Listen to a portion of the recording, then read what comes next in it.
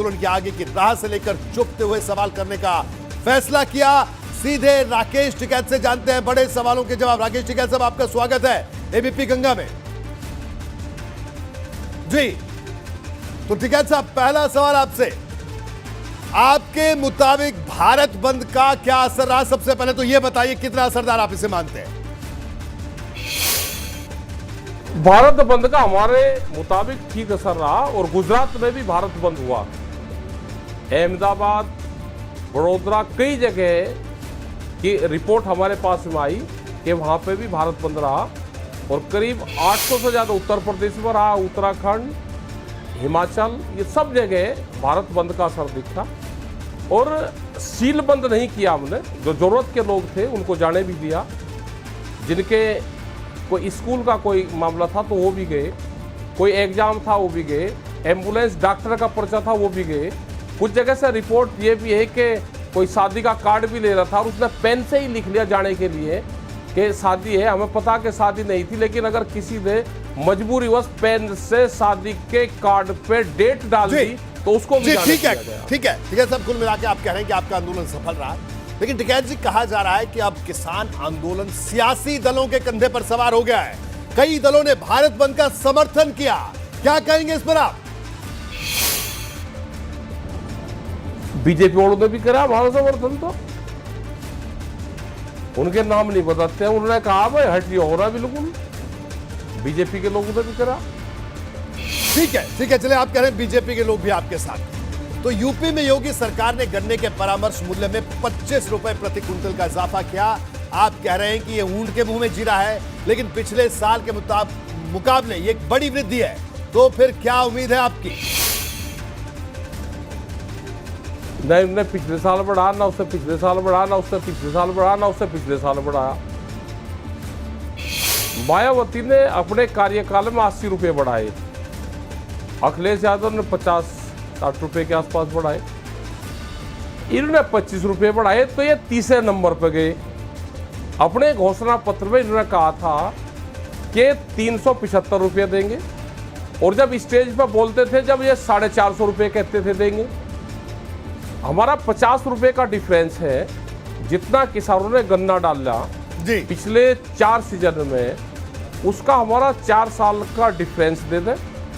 जितनी महंगाई 5 साल में बढ़ी, उस महंगाई के हिसाब से दे दे, तो करीब 425 रुपये पर क्विंटल हमारा बैठता है, वो सरकार दे दे। सरकार का धन्यवाद जी। तो चलिए, ये आपकी उम्मीद है, लेकिन ये बताइए कि हाईवे जाम कर धरना देने से हजारों लोगों को मुश्किल हो रही है। क्या धरना, जाम, भारत बंद अब किसान आंदोलन का यही रास्ता होगा टिकैत साहब? ना, पहले जोन से इसका विरोध कर रहे हैं वे पार्टी, उनके समर्थक सुप्रीम कोर्ट में एफिडेविट दे कि हम जीवन में धरना प्रदर्शन नहीं करने के, रास्ते जाम नहीं करने के, भारत बंद नहीं करने के, तो हम आगे भी हम इस पे भी हम भी सोच लेंगे। जी, पहले वे एफिडेविट दे। जी टिकैत साहब, भारत बंद का जो वक्त का जो कदम है, ऐसे वक्त में क्यों, जबकि महामारी का खतरा लगातार कायम है? क्या कहना है इस पर आपका? अच्छा, जो अभी फसलें आधे रेट में बेच रहे हैं, अभी तो महामारी नहीं है। आप जाओ एक बार शाहजहांपुर, पलियार, इन जगह क्षेत्र में जी, आप जाओ हरियाणा के अंदर, हम जाते हैं टिकैत साहब। अभी कटाई हो जाएगी शुरू, 1 तारीख से खरीद होगी, अभी भी खरीद हो रही है, 1100 से 1200 रुपये धान की खरीद हो रही है। अभी जाओ, जिन गन्ना किसानों ने 1 साल पहले गन्ना डाला, 18,000 करोड़ रुपया बकाया है। आप जाओ एक बार गांव में, बिजली का रेट क्या रेट है, जाओ एजुकेशन का क्या हाल है। ठीक है साहब, बिजली की बात आप कर रहे हैं, तमाम बातें कर रहे हैं, लेकिन ये बताइए कि आंदोलन खिंचता जा रहा है, आखिर इस लड़ाई की मंजिल क्या है? लंबे समय से बातचीत भी नहीं हो रही है, तो अब आगे क्या? ये आम आदमी की लड़ाई है, उसी की लड़ाई लड़ रहे हैं। ठीक है, हम भी यही कह रहे हैं। अनाज पे कंपनियों का कब्जा ना हो, रोटी बाजार की वस्तु ना बने, ये आंदोलन उसका है।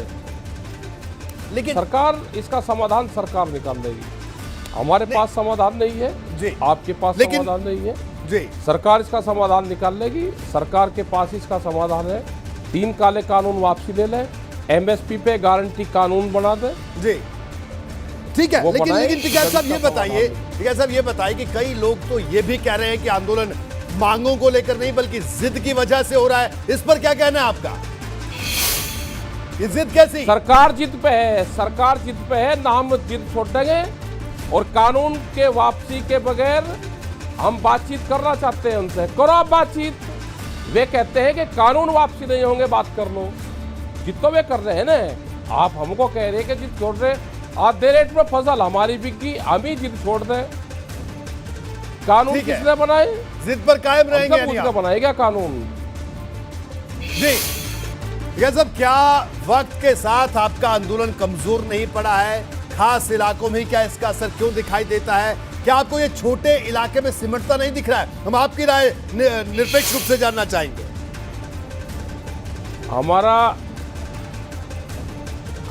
ना आंदोलन कमजोर था, ना आंदोलन कमजोर है, ना आंदोलन कमजोर रहेगा। जी विपक्ष की जो भूमिका है उसको निभाना चाहिए, अपनी भूमिका।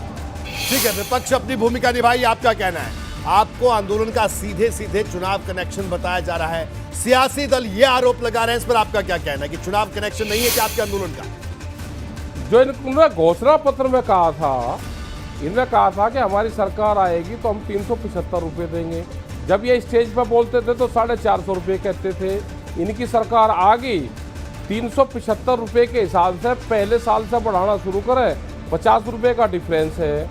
आज वो बढ़ना चाहिए था कि करीब 450 रुपये होना चाहिए था, वो आज तक का हमारा डिफरेंस दे दें। ठीक है, ठीक है, ठीक है साहब। एक और बड़ा अहम सवाल यह है कि भारत बंद के बाद अब अगला कदम क्या होगा, लोग ये जानना चाहते हैं। बताइए कि आखिरकार अगला कदम क्या करने जा रहे हैं अब आगे आप? अगला कदम भाई और 5-7 दिन में बता देंगे क्या होगा।